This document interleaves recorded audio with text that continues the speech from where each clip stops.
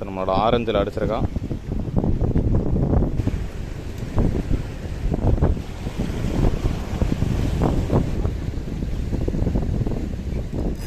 அடிச்சு சைஸ் அடிச்சான் guys, size அடிச்சான். டாப் வாட்டர்லேயே அடிச்சிச்சு.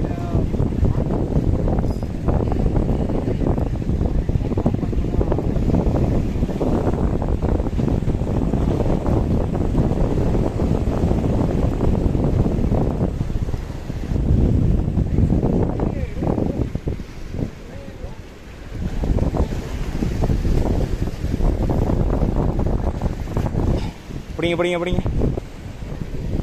கைஸ், நல்ல ஒரு 1/4 கிலோ இருப்பான்.